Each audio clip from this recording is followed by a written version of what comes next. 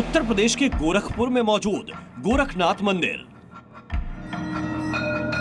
नवरात्र की सप्तमी खत्म हो रही थी, अष्टमी तिथि की शुरुआत होने वाली थी। उत्तर प्रदेश के मुख्यमंत्री योगी आदित्यनाथ लखनऊ में अपना काम निपटाकर समय से पहले गोरक्षपीठ पहुंच चुके थे।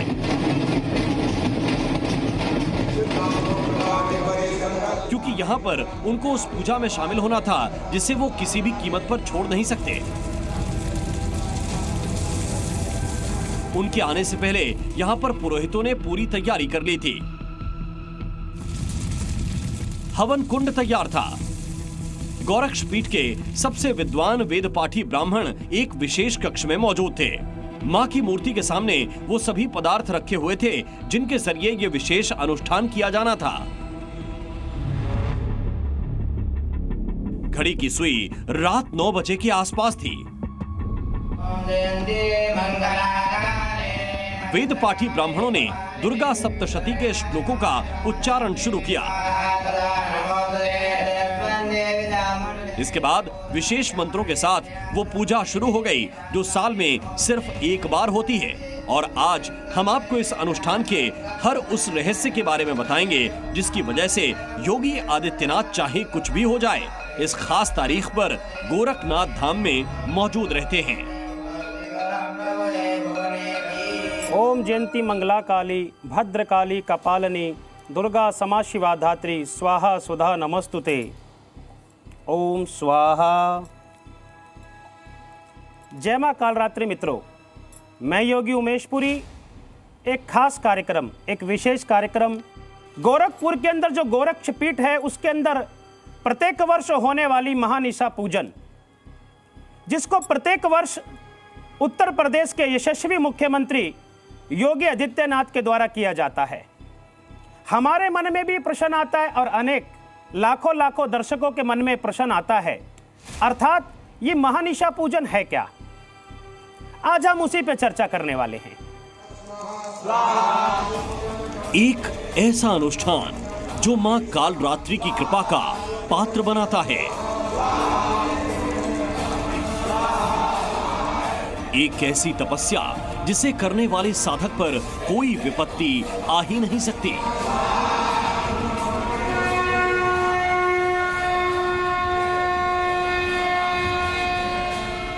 एक ऐसी रहस्यमयी पूजा जिसे करने वाले के सभी शत्रुओं का विनाश हो जाता है। ये तो एक ऐसी पूजा है कि शत्रु तो सामने खड़ा ही नहीं रहेगा, उसकी तरफ देख लेगा तो।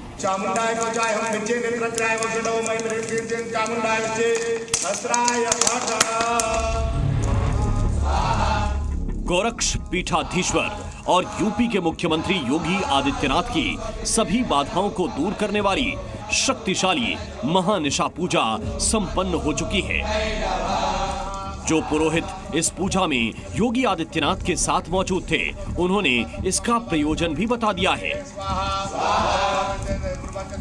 दसों दिशायाम जय विजय कामना हेतवे निशा पूजा अहम करिसे। 10 दिशाओं में विजय की कामना के लिए निशा पूजा किया जाता है। लेकिन कैसे की जाती है ये विशेष पूजा, जिसे करने वाले साधक के जीवन में विपत्ति लाने की सोचने वाले विपत्तियों से घिर जाते हैं।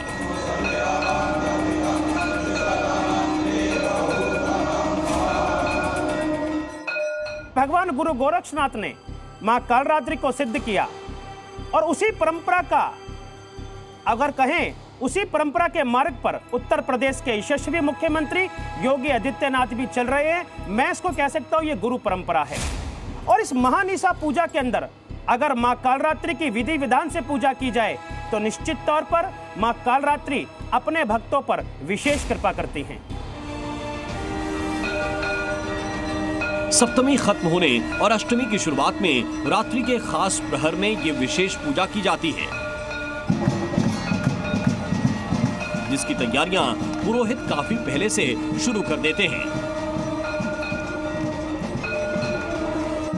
निशा पूजा यदि आप करना चाहते हैं तो निशा का मतलब हो गया रात्रि काल बेलायाम। यानी कि 4 दिन के पहर होते हैं, 4 रात्रि के पहर, टोटल 8 पहर हो गए। 8 पहर में जो है कि दिन का जो 4 पहर होता है उसको छोड़ करके 5वां पहर छोड़ करके 6वां पहर छोड़ के 7वें पहर में निशा पूजा का विधान है। शशांक शास्त्री महानिशा पूजा के वक्त योगी आदित्यनाथ के साथ मौजूद रहते हैं। उन्होंने बताया जिस स्थान पर यह महानिशा पूजा होती है वो कितना विशेष है। हमारे वहाँ जो शक्तिपीठ है जहाँ पे प्रतिदिन दुर्गा सप्तशती का पाठ चलता है, 11 ब्राह्मण ऊपर शक्तिपीठ में और 11 ब्राह्मण यहाँ नीचे शक्तिपीठ में दुर्गा सप्तशती का प्रतिदिन पाठ करते हैं। तो वहीं पे शक्तिपीठ के अंदर ही वहाँ का निशा पूजा होता है। योगी आदित्यनाथ जिस नाथ संप्रदाय से ताल्लुक रखते हैं उसमें महानिशा पूजन का विशेष तरीका कैसा होता है, कैसे नाथ संप्रदाय के साधु मां कालरात्रि को प्रसन्न करते हैं, ये दिखाने के लिए हमारी टीम पहुंची उज्जैन के भर्तहरि गुफा में, जहां नाथ संप्रदाय के साधुओं का सिद्ध स्थान है। योगी आदित्यनाथ हूबहू ऐसी ही पूजन करते हैं। आप वहां पर देखेंगे तो वो पूजन सामग्री आपको नजर आएगी। 2 अलग अलग पात्रों में आपको लाल मिर्च नजर आएगी। आप अंदाजा लगा लीजिए कि लाल मिर्च की धस के बीच में आदमी रह नहीं पाता है। और यहाँ पर योगी आदित्यनाथ और नाथ संप्रदाय के जो साधु हैं वो कैसी कठिन उपासना करते हैं कि मिर्ची का हवन करते हैं और उन्हें धस नहीं लगती है। ये मंत्रोच्चारण आप देख रहे हैं, ऐसा ही मंत्रोच्चारण होता है। और जैसे आपको सामने संत जो नाथ संप्रदाय के हैं महावीर नाथ जी आपको नजर आएंगे, ऐसे ही योगी आदित्यनाथ बैठकर तपस्या करते हैं। इस हवन में दुर्गा सप्तशती के मंत्रों के साथ साथ अलग अलग द्रव्यों की आहुति दी जा रही है। नाथ संप्रदाय के महंत ने हमें बताया क्या है इन आहुतियों का रहस्य। रात को जो हवन और पूजन होती है बिल्कुल हूबहू ऐसे ही होती है, योगी आदित्यनाथ करते हैं। मिर्ची से तो धस लगती है लेकिन नहीं, ये माँ भगवती को मिर्ची ही चढ़ती है, माँ भगवती बुगलामुखी को। अच्छा। और माँ पीताम्बरी माता को ये ही चढ़ती है, इसी की ही पूजा होती है यहाँ पर। सर्व शत्रु सर्व व्याधा कार्य क्षेत्र, जब इसी पूजा जब योगी आदित्यनाथ जी करते जब तो उनके सामने सर्व शत्रु सर्व व्याधा सर्व कष्ट नहीं टिकता है। जब तो देखा जाए तो देश के हित में बहुत अच्छे कार्य कर रहे हैं वो। लेकिन इस विशेष पूजा को करने वाले के लिए कुछ विशेष नियम होते हैं। इस पूजा से पहले ऐसी तपस्या करनी पड़ती है जो किसी आम व्यक्ति के बस की बात नहीं। देश के सबसे बड़े सूबे के मुख्यमंत्री भी एक बार इस महानिशा पूजन को करने के लिए गोरक्षपीठ में आने के बाद जब तक ये साधना समाप्त नहीं हो जाती वह भी उस पीठ को खाली नहीं करते, वहां से जाते नहीं हैं। इसके अलावा भी इस महानिशा पूजन करने वाले साधक को कठिन नियमों का पालन करना होता है। ब्रह्मचर्य का नियम इस साधना की सबसे बड़ी शर्त है। आप जल से जल भी ग्रहण नहीं करोगे जब तक वो पूजा नहीं होगी, और जब तक वो पूजा चलेगी और जब तक आप पूजा संपन्न नहीं कर सकते हो, जब आपके पास कोई भटक नहीं सकता है। भटकेगा तो आपकी पूजा खंडित मानी जाएगी। तो इसीलिए योगी आदित्यनाथ जी क्यों नहीं निकलते बाहर, वो अपने आवास में उस पूजा को एकांत में करते हैं। मां कालरात्रि को कष्टों से मुक्ति दिलाने वाली देवी माना जाता है। मां कालरात्रि साहस और वीरता का प्रतीक हैं और कालरात्रि का पूजन करने वाले साधकों को भी यही सिद्धियां प्राप्त होती हैं। योगी आदित्यनाथ अभी तक कोई चुनाव नहीं हारे और योगी आदित्यनाथ ने 2 बार उत्तर प्रदेश का मुख्यमंत्री होने का कीर्तिमान भी स्थापित किया है। निसंदेह मैं कह सकता हूं कि मां कालरात्रि की विशेष पूजा और ये महानिशा पूजा निश्चित तौर पर फलदायी है।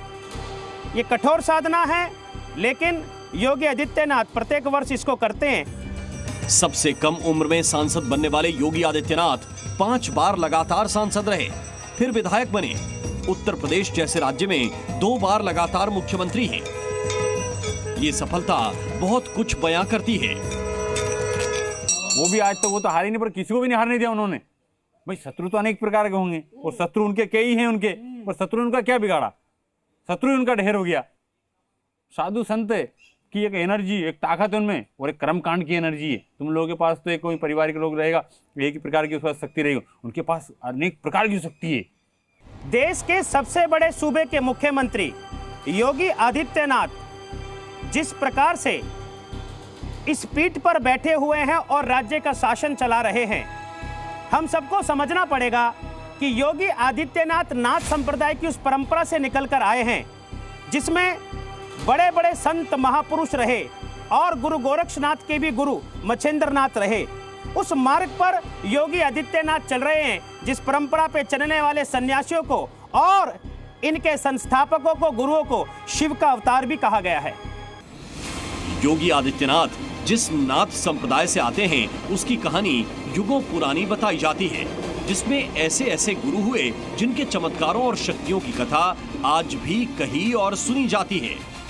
गुरु गोरखनाथ, गुरु मत्स्येंद्रनाथ और उनके चमत्कारी शिष्यों का जिक्र भारत की पौराणिक कथाओं में भी मिलता है। महादेव ने स्वयं इस संप्रदाय को चलाई है, स्वयं संप्रदाय को चलाई। उसी महादेव ने गुरु गोरक्षनाथ जी को अवतार लिया, गुरु गोरक्षनाथ जी ने अवतार लिया और इस नाथ संप्रदाय की स्थापना करी। उसी नाथ संप्रदाय से राजा भर्तृहरि जी हुए, राजा हरिश्चंद्र हुए। देखा ना आपने, बड़ा बड़ा प्रताप है इनका। और उनके गुरु मच्छिंद्रनाथ जी हुए। इस संप्रदाय को इन्होंने चले। उसी संप्रदाय को आज कौन संभाल रहे हैं? योगी आदित्यनाथ जी महाराज। उनकी देख रेख में, उनकी अनुराई में ये चीज चल रही है।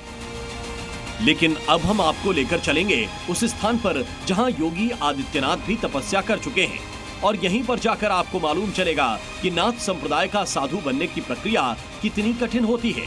नाथ संप्रदाय के महंत हमें जमीन से काफी नीचे मौजूद एक ऐसी गुफा में लेकर गए जहां आम आदमी के लिए सांस लेना मुश्किल लग रहा था। जो हम में साधु नया बनता है वो यहीं पर 12 साल तक तपस्या करेगा, जब भी उसको बाहर दीक्षा दी जाएगी, निकाला जाएगा। और ये तपस्या भूमि है राजा भर्तृहरि जी महाराज की। कोई भी नाथ संप्रदाय में यदि साधु बनता है, शामिल होता है, तो 12 साल उसे ऐसी कठिन गुफा में तपस्या करनी पड़ती है। हाँ जी, हाँ जी। आज के लिए फिलहाल इतना ही। जी न्यूज के सभी दर्शकों को मेरा नमस्कार। काली काली महाकाली काली के परमेश्वरी सर्वानंद करहि देवी नारायणी नमोस्तुते।